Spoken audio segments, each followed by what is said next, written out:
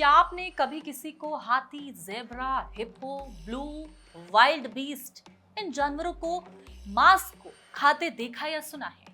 कोई हाथी का मांस खा सकता है भला? और तो और सरकार खुद यह आदेश दे सकती है कि आपको इन जानवरों को मारना है और इन्हीं का मांस खाना है। क्या ऐसा मुमकिन है? क्या किसी देश की सरकार 723 जानवरों को मारने के आदेश दे सकती है? नमस्कार, मैं हूं आपके साथ स्वाति सिंह और आप देख रहे हैं इंडिया न्यूज। आप भी ये सब सुनने के बाद सोच में पड़ गए होंगे, लेकिन ऐसा हुआ है। नामीबिया की लगभग आधी आबादी यानी 14 लाख लोगों को खाने पीने की भारी दिक्कतों का सामना करना पड़ रहा है। बेबस सरकार ने लोगों को भोजन उपलब्ध कराने की योजना के तहत हाथियों सहित सैकड़ों जानवरों को मारने की मंजूरी दे दी है। नामीबिया में क्यों खाया जा रहा है हाथी, ज़ेब्रा समेत हर जानवर का मांस? अब ये सबसे बड़ा सवाल खड़ा हो गया है, क्योंकि ये सुनना कि कोई हाथी का मांस भी खा सकता है, ये सुनना थोड़ा अटपटा लगा। नामीबिया में अकाल के कारण हालात बद से बदतर हो चुके हैं। इस अफ्रीकी देश में पिछले 100 सालों का सबसे बड़ा सूखा पड़ा है। स्थिति देखते हुए मई में ही देश में इमरजेंसी का ऐलान कर दिया गया। नामीबिया की लगभग आधी आबादी यानी 14 लाख लोगों को खाने पीने की भारी दिक्कतों का सामना करना पड़ रहा है।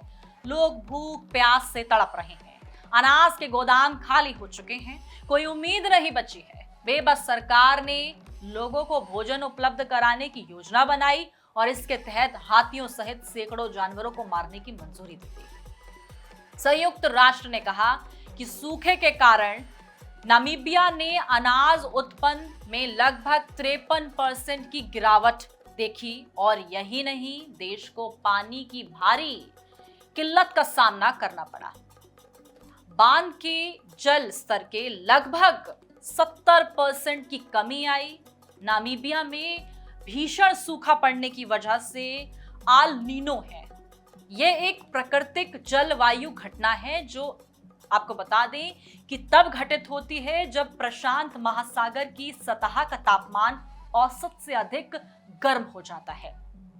नेशनल आपको बता दें ओशनिक एंड एंटोमॉस्फेरिक एडमिनिस्ट्रेशन के अनुसार अगर देखा जाए तो जलवायु परिवर्तन अल नीनो को बढ़ा सकता है, जिससे तापमान बढ़ने के नए रिकॉर्ड बन सकते हैं। जाहिर है कि इससे समस्या और बढ़ेगी। सरकार ऐसे में 723 जानवरों को मारने की अनुमति दे देती है और योजना के तहत कितने जानवर मारने होते हैं? 723। इसमें 30 हिप्पो, 60 भैंसों, 50 इम्पाला, जी हां, और 100 ब्लू वाइल्ड बीस्ट, 300 ज़ेब्रा, 83 हाथी और 100 एलेंडस को मारने की अनुमति दे दी जाती है।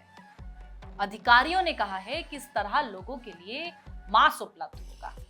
साथ ही जंगली जानवरों के संरक्षण पर सूखे के नकारात्मक प्रभाव को भी कम किया जा सकेगा, क्योंकि ये जानवर सूखे के कारण जिस तरीके से चरगाह वाले इलाकों और पानी के लिए प्रतिस्पर्धा कर रहे हैं, यानी कि बहुत मशक्कत कर रहे हैं जहां उन्हें पानी नहीं मिल रहा, और अगर ये जानवर मर जाते हैं तो ऐसे सूखे में और साफ तौर पर जिस भुखमरी के हालात हो रहे हैं, ऐसे में बीमारियां भी उत्पन्न होंगी जानवरों के मरने से। और इन तमाम चीजों को देखते हुए सरकार ने ये बड़ा फैसला ले लिया कि जहां पर जिस देश में खाने के लाले हो, पीने के लाले हो, जब इंसान को ही कुछ ना मिल रहा हो तो जानवर को क्या मिलेगा? और जब वो मर जाएंगे ऐसी स्थिति में तो बीमारियां उत्पन्न होंगी, और जब ये बीमारियां होंगी तो इसके इलाज से सरकार कैसे निपटेगी? इस पूरी आपदा से निपटने के लिए सरकार ने कदम उठाया कि इन जानवरों को मार दो और इन्हें ही खा लो, ताकि ना बीमारी हो, ना परेशानी हो और ना ही इंसानों को भुखमरी का सामना करना पड़े। अब आपके मन में सवाल होगा कि क्यों हुए इस तरह के हालात इस देश में? आपको बता दें लगभग 23 लाख इस देश ने बार बार बाढ़ और सूखे का सामना किया। इसके अलावा यहाँ कई तरह की बीमारियों ने भी अपना प्रकोप दिखाया।